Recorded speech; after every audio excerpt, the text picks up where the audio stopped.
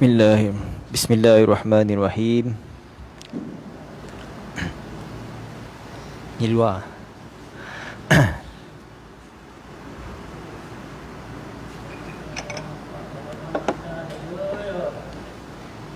Masya Allah.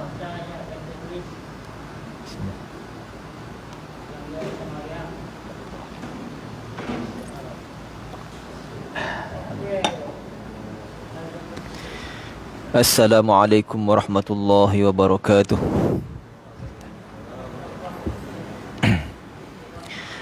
Bismillahirrahmanirrahim. Ila hadratin Nabi Mustafa Rasulillah sallallahu alaihi wasallam wa ila kafatil anbiya'i wal mursalin wal malaikatil muqarrabin wa ila jami'il muslimin wal muslimat wal mu'minin wal mu'minat wa biniyatil qabul wa husulil ma'mul وبنية قضاء حوائج الدنيا والآخرة وبنية الشفاء من كل الأمراض وبنية الفوز بحسن الخاتمة عند الموت. الفاتحة. أعوذ بالله من الشيطان الرجيم. بسم الله الرحمن الرحيم. الحمد لله رب العالمين الرحمن الرحيم مالك يوم الدين إياك نعبد وإياك نستعين اهدنا الصراط المستقيم صراط الذين أنعمت عليهم غير المغضوب عليهم ولا الضالين.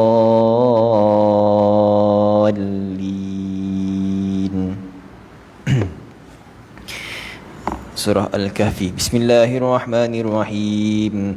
Alhamdulillahilladzi anzala ala abdihi al-kitaba wa lam yaj'al lahu 'iwaja qayyiman liyundhira ba'san shadidan min ladunhu wa yubashshiral mu'minin الذين يعملون الصالحات أن لهم أجرا حسنا ماكثين فيه أبدا وينذر الذين قالوا اتخذ الله ولدا ما لهم به من علم ولا لآبائهم كبرت كلمة تخرج من أفواههم إن يقولون إلا كذبا فلعلك باخع نفسك على آثارهم إن لم يؤمنوا بهذا الحديث أسفا إنا جعلنا ما على الأرض زينة لها لنبلوهم أيهم أحسن عملا وإنا لجاعلون ما عليها صعيدا جرزا أم حسبت أن أصحاب الكهف والرقيم كانوا من آياتنا عجبا إذ أوى الفتية إلى الكهف فقالوا ربنا آتنا من لدنك رحمة وهيئ لنا من أمرنا رشدا صدق الله العظيم. الحمد لله نحمده ونستعينه ونستغفره ونؤمن به ونتوكل عليه ونعوذ بالله من شرور أنفسنا ومن سيئات أعمالنا من يهده الله فلا مضل له ومن يضلله فلا هادي له أشهد أن لا إله إلا الله وحده لا شريك له وأشهد أن سيدنا محمدا عبده ورسوله سبحانك لا علم لنا إلا ما علمتنا إنك أنت العليم الحكيم رب اشرح لي صدري ويسر لي أمري واحلل عقدة من لساني يفقه قولي ولا حول ولا قوة إلا بالله العلي العظيم. أما بعد.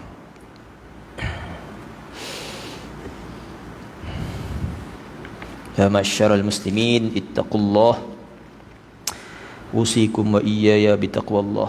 بسم الله الرحمن الرحيم. قال النبي صلى الله عليه وسلم عن أبي نجيه العرباض بن سارية رضي الله عنه قال وعظنا رسول الله صلى الله عليه وسلم موعظة وجدت منها القلوب وذرفت منها العيون فقلنا يا رسول الله كأنها موعظة مودع فأوصنا قال أوصيكم بتقوى الله والسمع والطاعة وإن تأمر عليكم عبد فإنه من يعش منكم بعدي فسيرى اختلافا كثيرا فعليكم بسنتي وسنة الخلفاء الراشدين المهديين عضوا عليها بالنواجذ وإياكم ومحدثات الأمور فإن كل بدعة ضلالة رواه أبو داود والترمذي وقال حديث حسن صحيح. Kita ulang kaji satu hadis untuk peringatan daripada Abu Najih Al-Irbad bin Sariyah kata radhiyallahu anhu, beliau berkata, telah memberi nasihat kepada kami oleh Rasulullah sallallahu alaihi wasallam sebuah nasihat yang daripada nasihat tersebut menyebabkan hati bergemetar, bergetar hati-hati. Nasihat yang menyebabkan hati rasa takut. Wa dharafat minhal uyun, nasihat dan daripada nasihat itu juga menyebabkan air mata mengalir. Faqulna, maksudnya ketika nasihat tersebut disampaikan oleh Rasulullah sallallahu alaihi wasallam, para sahabat takut dan menangis. Lalu faqulna, kami berkata, wahai Rasulullah, seolah-olah nasihat itu sebuah nasihat daripada seorang yang akan pergi meninggalkan. Fa'ausini, maka wasiatlah kepada kami. Nabi SAW bersabda, usikum bitaqwallah, aku wasiatkan kepada kamu dengan takwa kepada Allah, bertakwalah kepada Allah, was-sam'i wat-ta'ati, dan aku wasiatkan kepada kamu supaya dengar dan patuh. Wa in ta'ammara 'alaikum 'abdun, sekalipun memerintah ke atas kamu oleh seorang hamba, orang yang rendah maksudnya. Fa innahu may ya'ish minkum, kerana sungguhnya berdasarkan nasihat wasiat tadi, Nabi perintah kita, Nabi wasiatkan kepada para sahabat supaya bertakwa dan dengar dan taat, sekalipun yang memberi arahan adalah seorang yang lebih rendah daripada kita. Kerana sesungguhnya perkara tersebut diwasiatkan sedemikian, sesiapa yang hidup di kalangan kamu selepasku, selepas kewafatan Nabi ataupun selepas zaman Nabi, kurun Nabi, fasayara ikhtilafan katsira, maka dia pasti akan melihat, maka dia nanti akan melihat ikhtilafan katsira, perselisihan yang sangat banyak. Maka fa'alaikum bisunnati wa sunnatil khulafa'ir rasyidin, hendaklah kamu, wajiblah ke atas kamu berpegang teguh dengan sunnahku dan sunnah khulafa'ir rasyidin al-mahdiyyin. Khulafa'ir rasyidin, iaitu sahabat Nabi yang 4 orang, ya, khulafa'ir rasyidin al-mahdiyyin, yang mereka itu dibimbing, yang mereka itu adalah orang yang diberi hidayat, mahdiyyin. Addu 'alaiha bin nawajif, gigitlah ianya, gigitlah sunnah-sunnah tersebut bin nawajif, dengan geraham, berpegang teguh maksudnya. Wa iyyakum wa muhdatsatil umur, dan hendaklah kamu menjauhi perkara-perkara yang baharu. Fa inna kulla bid'atin dalalatun, setiap perkara bid'ah itu adalah kesesatan. Jadi kita belajar, berapa bulan dah kita belajar daripada pandemik tu, macam-macam. Moga-moga Allah SWT kekalkan iman kita, dan moga-moga Allah SWT teguhkan iman kita. Zaman tu kita nanggah, masjid ditutup. Tu saya dah nak sentuh cerita apa-apa yang sensitif, tapi kita nak ambil peringatan. Kita dah si mustahil kita nanggah, masjid ditutup. Saya dah pelik lagi. Ya, maksudnya kita belajar daripada pandemik tadi, apa yang kita dapat lihat, masjid ditutup, had masuk masjid dilimit. Tapi apa yang satu yang perkara yang lebih menakutkan akan datang kelak, pintu taubat pun ditutup. Na'udzubillah. Di antara tanda-tanda kiamat yang besarnya, yang menjadi isyarat kepada penutupan pintu taubat, semua kita maklum, bila Allah SWT terbitkan matahari, ya, daripada arah barat kita. Na'udzubillah. Bangun pagi nangga, matahari terbit dekat barat. Tapi diteliti, bila diteliti perbahasan para ulama ketika zaman hanya orang yang ingkar pada Allah zat yang hidup. Mujurlah kalau hanya macam tapi siapa tahu yang perkara yang berlaku akan datang.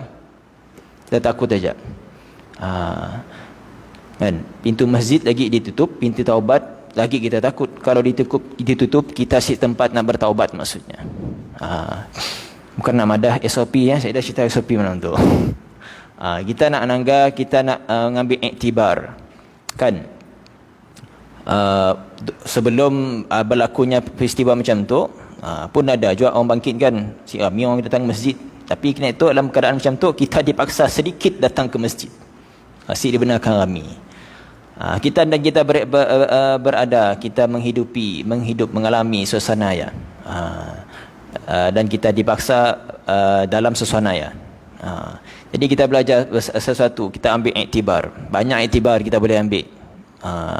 Cuma kita nak sentuh dekat itu satu masa kan, bukan sekadar pintu masjid jadi tutup kan. Minggu lepas kan 40 orang je dibenarkan datang sembahyang Jumaat. Kesian orang datang pergi balik sebab kuota dah cukup. Bayangkan apa rasa kita kalau pintu taubat ditutup, kita disuruh balik. Bukan suruh balik, kita sempat nak bertaubat. Na'udzubillah min zalik wal a'yazubillah. Okey. Jadi kita ambil peringatan, kita ambil pengajaran daripada supaya jangan melengah-lengahkan kebaikan. Ada kesempatan buat kebaikan, jangan ditangguh lagi. Kan ada kesempatan untuk menambah kebaikan kita, buat. Jangan ditangguh. Baik, insya-Allah. Fasayara ikhtilafan katsiran. Dalam hadis tadi kita sebut, kita bacakan fasayara ikhtilafan katsiran, macam-macam perselisihan kan, dari sudut agamanya, dari sudut SOP-nya. Apa yang telah disebutkan Nabi SAW bukan peramal. Nabi SAW bukan peramal. Nabi dah sebutkan perkara 1400 tahun yang lepas. Kan, fasayara ikhtilafan katsira, kamu akan melihat, dia akan melihat yang fa innahu may ya'ish minkum, siapa yang hidup sempat hidup selepasku pada zaman tersebut, fasayara ikhtilafan katsira, dia akan melihat perselisihan yang banyak. Sekiralah benarkah salahkah perselisihan dari sudut perbahasannya, benarkah salah, memang ia berlaku kan. Saya ada siapa yang dapat menidakkannya, mengelak daripada perkara semua orang bercakap tentangnya kan. Nabi SAW dah beri. Nabi bukan peramal. Kita dah sebut tadi, Nabi bukan peramal. Nabi, apa yang disabdakan oleh Nabi SAW adalah perkara-perkara yang akan berlaku, masa akan datang. Di antara mukjizat Nabi SAW, Allah SWT wahyukan pada Nabi SAW apa yang kita tahu. Jadi pesan Nabi SAW tadi dalam hadis tersebut, fa'alaikum bisunnati wa sunnatil khulafa'ir rasyidin. Jadi kita nak buat persiapan, jangan berlengah-lengah lagi. Siapkan iman kita, siapkan amal kita, siapkan iman kita, siapkan amal kita, siapkan yakin kita, dan siapkan kepatuhan kita pada Allah SWT. Addu 'alaiha wa sunnatil khulafa'ir rasyidin al-mahdiyyin, addu 'alaiha bin nawajidh. Pegang teguh dengan sunnah-sunnah Nabi sallallahu alaihi wasallam. Baik, insya-Allah. Dan bersyukur kita, Allah SWT pilih kita, masih pilih kita, tetap pilih kita untuk hadir ke masjid. Walaupun dalam suasana yang kita faham situasinya kini itu, tapi Allah SWT masih gerakkan hati kita untuk berada di masjid. Kan besar pahala menunggu satu salat kan, selesai satu salat kita duduk iktikaf dalam masjid, tunggu lagi satu salat. Maka sepanjang kita berada dalam masjid iktikaf, yang belum niat iktikaf dulu, kelebihannya Allah SWT jadikan satu malaikat untuk berselawat ataupun memohon rahmat untuk kita sepanjang kita berada dalam masjid sehingga masuk waktu yang seterusnya.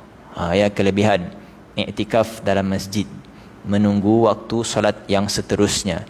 Allah jadikan satu malaikat khusus untuk berdoa pada kita. Maka bertuahlah orang-orang yang didoakan oleh malaikat. Malaikat itu makhluk yang si berdosa.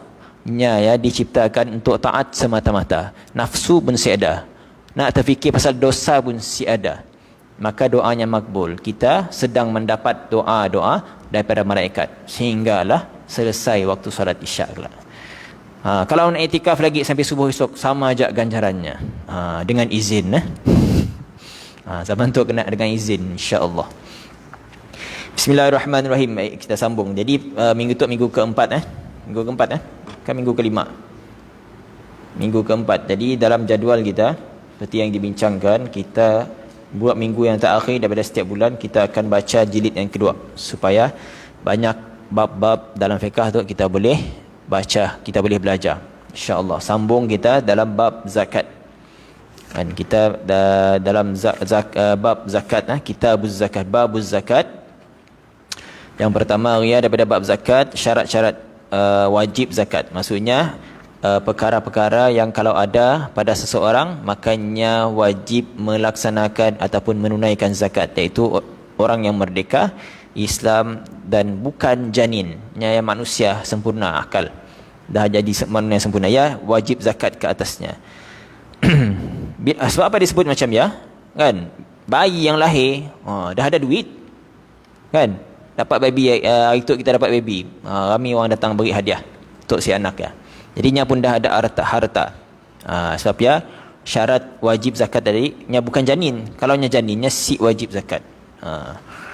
Maksudnya harta anak kita kalau sampai limitnya pun wajib dizakatkan hartanya. Yang mengeluarkan zakat siapa? Orang tuanya. Kalau nya ada harta 10,000 kan, umur belum cukup, tapi yang menguruskan hartanya orang tuanya, wajib zakat kan. Wajib zakat harta yang ikut harga emas 85 gram. Mana-mana harta yang sampai nilai emas 85 gram makanya wajib zakat lepas dengan syarat haul dan nisab sampai nisab dan cukup haul setahun. Baik, syarat-syarat zakat. Maksudnya kalau ada anak yang hartanya sampai nisab zakat, haul pun dah cukup kan.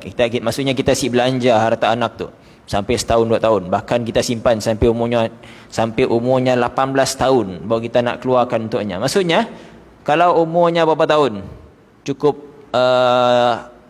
nisab zakat. Contoh umur 10 tahun, daripada lahir dikumpul hartanya sampai 10 tahun cukup haul zakat, lebih kurang 24,000 23,000 macam Kemudian harta yang masih disimpan dan masih ditambah sampai umur 18 tahun baru dikeluarkan untuknya. Maksudnya daripada umurnya 10 tahun, umur 11 tahun lah cukup haul.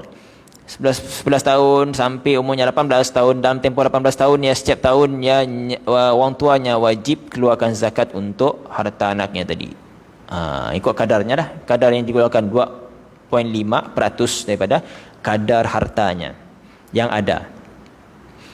Contoh yang benar yang saya dibahaskan dalam tu, cuma kita sebut saja supaya kita nampak. Kalau kita mak bapak ngurus harta anak, yang ngurus harta anak mak bapak, kalau hartanya sampai nisab dan haul dah lepas maka wajib dizakatkan. Belum dizakatkan sampai gini tu, wajib diqada, himpunkan, bayar lamsam.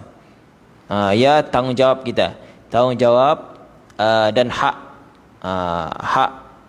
orang-orang asnaf ke atas kita. Ini wajib tanggungjawab kita untuk mengeluarkan zakat, dan daripada harta asnaf ada haknya daripada zakat kan.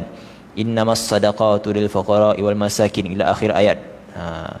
Baik. Zakat binatang yang mula-mula kali dibahaskan, zakat binatang, zakat sapi, zakat unta dulu zakat unta dulu kemudian zakat sapinya, zakat kambingnya, kemudian perkara-perkara yang ta'alluq dengan zakat-zakat binatang tadi.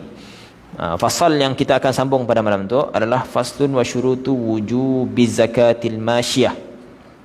Syarat-syarat wajib. Tadi kadar sebab ataupun fasal-fasal yang kita baca sebelum tu, sebelum kita cuti 2 minggu lepas, adalah fasal berkenaan dengan kadar nisab zakat binatang ternakan. Sekarang tu malam tu syarat yang mewajibkan seseorang yang ada binatang ternakan mengeluarkan zakat binatangnya. Jadi zakat binatang tu hanya berkenaan dengan 3 jenis binatang. Unta, sapi dan kambing. Kambing. Kambing lah nyaman sikit bunyinya. Kambing. Jadi 3 jenis binatangnya aja yang dikenakan zakat. Nginang ayam kena zakat, si kena zakat. Kalau nya dalam perniagaan, nya kena zakat perniagaan aja lah. Nginang busak, saya dah kena busak, saya dah kena zakat. Walaupun serumah-rumah 2 tingkat penuh pusaknya, hanya saya dah kena zakat. Tapi kalau nya buat niaga, jadi hasil perniagaannya ya masuk dalam kategori zakat perniagaan lah. Zakat busak saya dah dikeluarkan seekor busak, anak busak saya dah. Yang dikeluarkan zakat hanya binatang unta, sapi dan kambing. Baik, syarat-syarat wajib mengeluarkan zakat ternakan, binatang ternakan adalah wa syurutu wujubi zakatil masyati mudhiyu haulin kamilin mutawalin fi milkihi illa nataja fayatba'ul ummahati fil hauli wa an takuna sa'imatan fi kala'in mubahin wa ayyakuna minal maliki fala zakata fi ma samat binafsiha aw asamaha ghairul maliki wa alla takuna amilatan fi harfin wa nahwihi. Syarat wajib zakat binatang ternakan. Syarat wajib zakat binatang ternakan adalah pertama, berlalunya tempoh haul. Maksudnya dah cukup setahun. Bilangan binatang kadar nisabnya dah ada. Kemudian kadar nisab yang masih juga ada sehingga berlalu tempoh 1 tahun. Haul adalah maksudnya tempoh 1 tahun. Yang sempurna cukup 365 hari bilangan hari kalender Hijriah. Jangan ngitung kalender Masihi. Kalender Hijriah. 365 hari. Betul. Yang sempurna secara berturut-turut di dalam pemilikannya. Maksudnya secara berturut-turut, maksudnya saya dah putus dalam binatang ya jadi hak miliknya, tengah-tengah ya pandai jual indah pasal beli balik. Hanya saya dah macam ya. Yang maksud berturut-turut, maksudnya dalam tempoh setahun ya memangnya pun daripada awal tahun sampai akhir tahun sampai cukup hari setahunnya. Nya bukan 6 bulannya di bawah pemilikannya, lepas ya sebulan 2 bulan jual dengan orang. Pasal beli balik, ia akan dah berubah miliknya. Bilanya beli balik ya, start barulah. Ya contoh maksud berturut-turut tadi dalam pemilikannya. Maksudnya miliknya ya kekal sampai cukup haul. Melainkan anak dalam kandungan. Jadi binatang dalam kandungannya, bilanya lahir ya.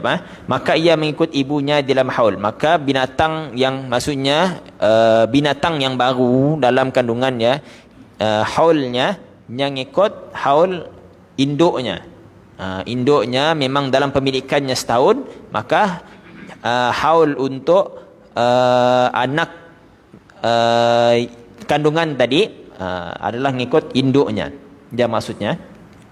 Jadi yang pertama syarat wajib zakat adalah sempurna haul dalam pemilikannya setahunnya. Yang kedua, bahawa digembala binatang tersebut di padang yang terbuka untuk orang ramai. Maksudnya syarat wajibnya binatang ya, di antara ciri-ciri yang wajib zakat binatang ya, binatang yang wajib dizakatkan nya digembala, diternak di padang yang terbuka, bukan di kandang bukan dalam kandang. Nya tu dibawa di kawasan yang terbuka, iaitu tidak perlu dibayar.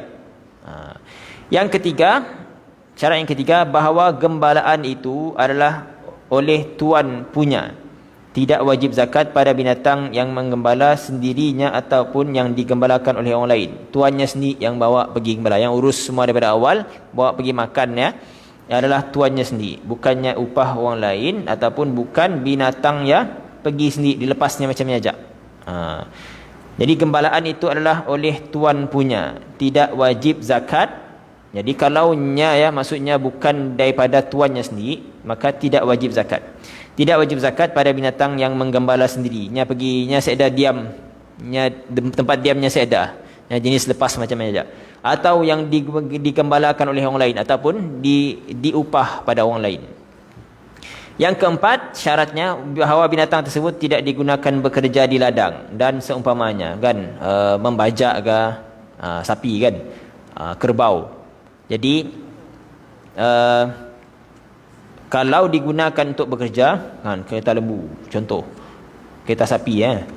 Jadi kalau digunakan untuk pekerjaan, bawa barang kah, makanya tidak termasuk dalam syarat wajib zakat. Kalau nya digunakan untuk bekerja, maksudnya nya digunakan untuk manfaat sesuatu. Kalau nya disimpan saja, nya binatang ternakan semata-mata, maka ia barulah wajib zakat ke atas binatang macam ya.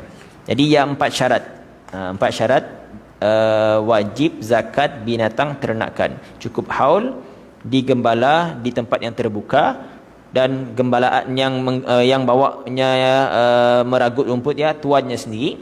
Kemudian binatang tersebut tidak digunakan untuk bekerja. Tidak digunakan untuk bekerja. Ya, syarat wajib zakat pada binatang ternakan. Kuda, kan, kereta kuda. Bawa kalau digunakan untuk bekerja, maksudnya nya bukan untuk zakat. Kalau nya diinang aja, kata kita, bahasa kita, diinang aja, dibelah aja, maka disia barulah dikenakan zakat. Jadi yang empat syarat wajib zakat bagi binatang ternakan, ngikut kadar-kadar nisab yang kita dah bincangkan pada masa yang lepas. Baik, seterusnya fasal babuz zakatin nabat. Tadi bab zakat binatang ternakan. Sekarang tu kita dah masuk bab zakat tumbuh-tumbuhan ataupun zakat tanaman, tumbuh-tumbuhan lain, tanaman. Babuz zakatin nabat. Nabat tu merujuk kepada maksud tanaman. Bab zakat tanaman tidak wajib melainkan pada makanan asasi. La tajibu illa fil aqwat wa hiya minas thimari ar-rutabu wal 'inabu wa minal habbi al-hintatu wasy-sya'iru wal aruzzu wasairul muqtati fi halil ikhtiyari wa nisabuhu khamsatu awsuqin kullu wasqin sittuna sa'an was-sa'u arba'atu amdadin ritlun wa thuluthun bil baghdadi wa yu'tabaru dhalika bil kaili tamran aw zabiban in tatammara aw tazabbaba wa illa farutaban wa inaban. Tidak wajib zakat tanaman itu kecuali pada makanan asasi sahaja. Yang makanan ataupun buah-buahan ataupun tanaman tu yang diwajibkan zakat hanya pada tanaman yang dijadikan makanan asasi. Selain daripada nya bukan termasuk dalam kategori tanaman yang dikenakan zakat. Iaitu dari jenis buah-buahan ada dua jenis, kurma basah rutab dan anggur. Buah-buahan, buah durian musangking si kena zakat. Nya untung aja perniagaan daripada bawa kena zakat. Yang kena zakat dalam buah-buahan tu adalah kurma basah dan anggur. Ya, dari jenis buah-buahan. Lagi buah apa? Buah rambutan si kena. Jadi dua aja buah yang dikenakan zakat, diwajibkan mengeluarkan zakat. Yang dalam kategori makanan asasi, kurma dan anggur. Kemudian dari jenis biji-bijian, maksudnya daripada jenis tumbuhan tu dua aja, buah dan bijirin. Pertama dari jenis bijian iaitu gandum, tepung barli, kemudian beras. Dan yang keempat, semua makanan asasi yang menjadi pilihan dalam satu masa. Semua makanan asasi yang daripada makanan bijirin tu ataupun bijian tu yang memang makanan asasi dalam satu masa. Maksudnya memangnya tu yang utama. Maka ia termasuk dalam tanaman yang wajib dizakatkan.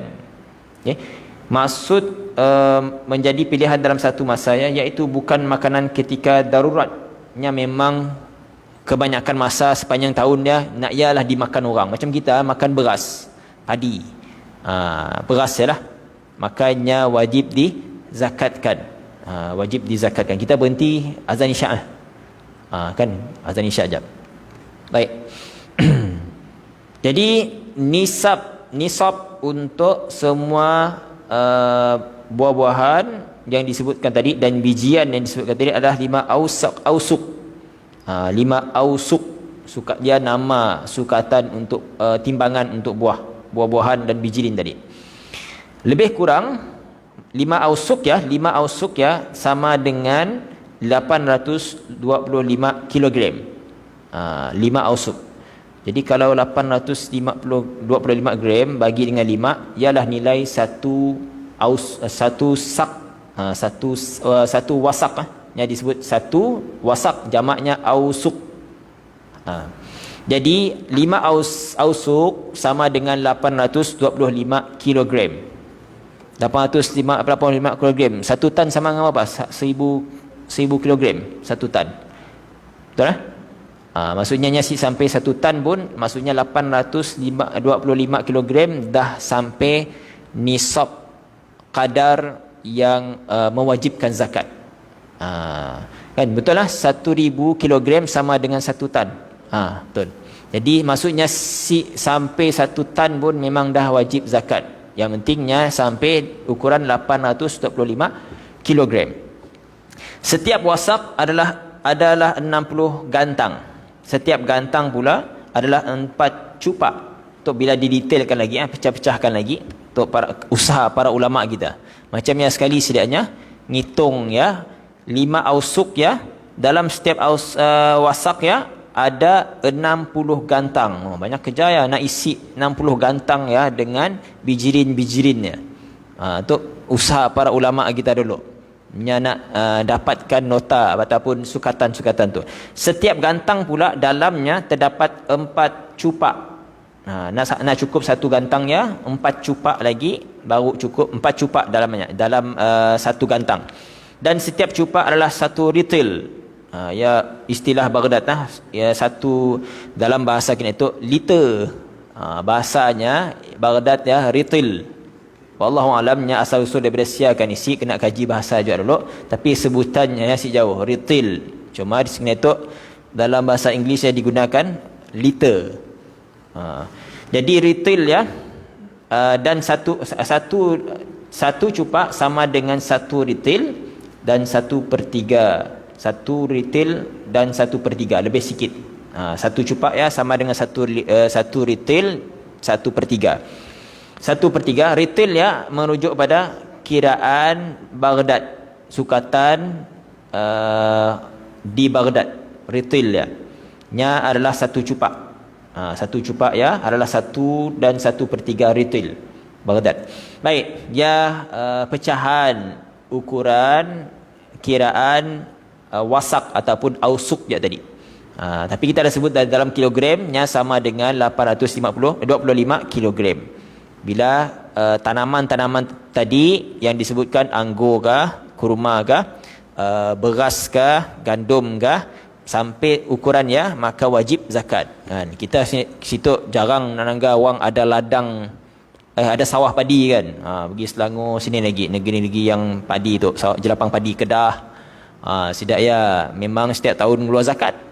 Kan sekali untung ratus-ratus tan keluarkan zakat. Jadi keluarkan zakat tapi kalau sekali untung belum keluar zakat sebabnya kena ada haul juga. Baik. Kelak akan disebutkan syaratnya. Kerana itu kita sedang sebut nisab. Nisab zakat. Dikira semua itu dengan sukatan ketika menjadi kurma. Maksudnya benda tadi dikira bila dah jadi kurma. Laginya jadi mayang jangan dihitung dulu. Kan mayang kurma. Ketikanya dah jadi buah yang sempurna. Kurma maksudnya buah yang sempurna dan ataupun menjadi kismis jika telah dikeringkan untuk dibuat kurma ataupun kismis. Rutab tadi yang kena zakat rutab, tapi dikiranya kelak bilanya dah jadi kurma. Rutab tu masih basah, masih muda. Kurma masih muda. Yang kita kalau jumpanya warna kuning-kuning hijau-hijau sikit. Ataupun dah coklat sikit tapi masih ada isi, belum ada kering gila kulitnya, belum mengerutu gila kulitnya. Rutab. Ataupun masih bertangkai Kalau kurma memangnya saya dah tangkai lagi dah bercerai daripada tangkainya. Rutab tu hanya masih lekat dekat tangkainya. Jadi yang dikena zakat adalah buah-buahan dalam keadaan macam ya, cumanya dihitung untuk dizakatkan kelak, nisabnya adalah ketikanya jadi kurma. Jika tidak, maka disukat ketika menjadi kurma basah dan ketika menjadi anggur. Maksudnya kalaunya belum juga sampai tahap kurma, maka boleh disukat juaknya ketika menjadi kurma basah dan ketika menjadi anggur. Tu berbeza sikit, mungkinnya si ngikut haul. Ni dah orang nyimpan kurma setahun. Kan? Tapi kelak perbahasannya akan ada depan tu. Nya berbezalah dengan zakat-zakat yang lain. Zakat yang lain boleh disimpan setahun. Pernah kita nyimpan setahun. Mungkin pernah kali banyak gila kurma dia beli kan. Keluar ulat dah kurma di rumah nun. Jadi ya yang kita boleh simpan, yang kita dah simpan, tapi dalam perbahasan zakatnya berbeza. Zakat tanaman tu nya berbeza. Nya saya dah haul setahun kali. Lepas tu kita baca. Wa yu'tabarul habbu musaffan minat tibni wala yukammalu jinsun bi jinsin wa tudammul anwa'u ba'daha ila ba'din wal 'alasu ila al hintati wa yukhriju min kullin bi qistihi in sahula wa illa ukhrija min al wasati wala yudammu thamarul 'ami ila akhara wa kadzalika al mazra'u wa yudammu thamarul 'ami wa zar'uhu ba'duhu ila ba'din.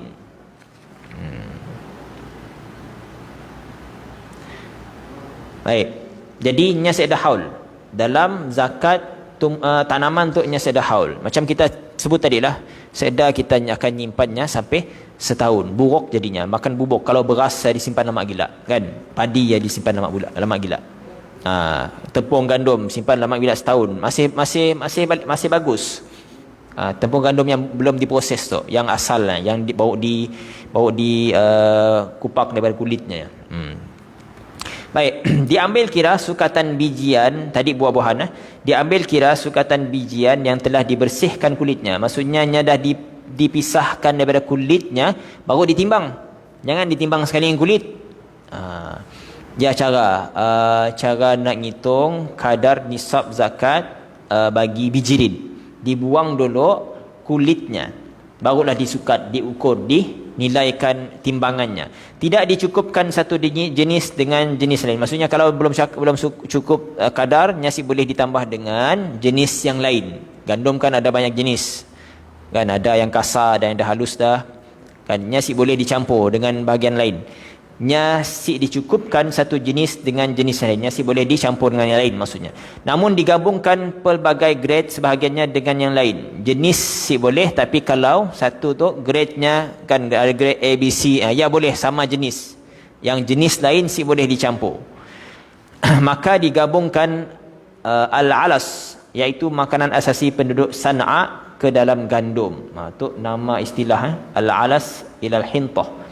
Nya termasuk dalam kategori gandum, cumanya grade berbeza.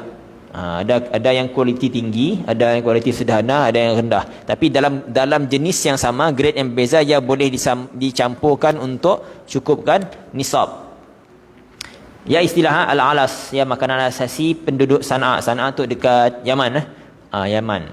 Maksudnya ya gandum grade yang ada di Sana'a boleh dicampurkan dalam gandum yang asal.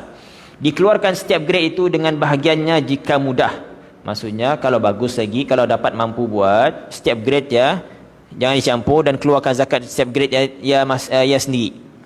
Jika tidak, maksudnya kalau si sampai, maksudnya kalau tidak tu maksudnya si mudah ataupun memang susah nak sampai ukuran 825 kg ya, maka dikeluarkan daripada tengah-tengah. Maksudnya iaitu jika tidak mudah untuk diasingkan jenisnya kerana telah kalau dah dia bercampur, kalau dah dicampurkan untuk sampaikan nisabnya tadi 825 gram, kalau dah bercampur kemudian susah dah nak asingkan lagi untuk keluarkan zakat daripada setiap jenis grade ya, setiap grade ya, maka ambil yang pertengahan saja. Ambil yang pertengahan, maksudnya campurlah sebahagian untuk yang ada dalam campurannya ya, dikeluarkan zakat. Tidak digabungkan buah untuk buah tadi bijian. Tidak digabungkan buah yang terhasil pada suatu tahun dengan buah yang terhasil pada tahun yang lain. Buahnya boleh dicampur, yang buah yang masak ataupun buah yang keluar yang dah tumbuh daripada masa yang lain, boleh dicampur pada buah dengan buah yang tumbuh pada masa yang lain. Di situ dengan istilah tahun. Tahun 2020, buah yang tumbuh pada tahun 2020 yang terhasil maksudnya menghasilkan buah pokok menghasilkan buah pada tahun yang lain, boleh tidak digabungkan dengan buah yang terhasil pada tahun-tahun yang lain. Demikian juga tanaman-tanaman yang tadi, bijian tadi. Tempohnya keluar pada waktu yang sama, makanya boleh digabungkan. Kan mungkin hikmahnya dikasih kualitinya kan berlainan. Oleh kerana jarak masa yang berlainan, mungkin hasilnya pun akan berlainan. Digabungkan buah-buahan dan tanam-tanaman, iaitu buah-buahan digabung bersama buah-buahan dan tanaman digabung bersama tanaman yang terhasil pada tahun yang sama, sebahagiannya dengan sebahagian lain. Yang sama-sama tahun terhasil, kan ada musimnya kan. Setahunnya musimnya 2 kalinya boleh digabungkan, maksudnya. Kalau tahun lainnya musimnya dah jauh gila dah, maka yang jenis macam boleh digabungkan untuk dizakatkan. Jadi cerita bahagian bab zakat tanam-tanaman. Belum syarat-syaratnya lagi. Jadi kadar ataupun nisab zakat untuk buah-buahan dan jenis-jenis buah-buahan yang dikenakan zakat, dan tanaman-tanaman bijian-bijian yang dikenakan zakat, dan kadarnya tadi kadar yang dikenakan zakat, iaitu 800 buah-buahan dan tanaman-tanaman tadi sama 225 kilogram ataupun 5 ausuk. Jadi insya-Allah fasal yang akan datang berkenaan dengan wajib zakat daripada tanam-tanaman tadi kita akan sambung minggu depan insya-Allah. Mesti ada apa-apa menghalang, insya-Allah pada masa yang sama hari Isnin maghrib isyak kita akan sambung lagi bacaannya. Qulu qawli hadza wa astaghfirullahal azim. Mohon terima kasih atas perhatian, mohon maaf atas kekurangan. Wabillahi taufiq wal hidayah. Wassalamualaikum warahmatullahi wabarakatuh.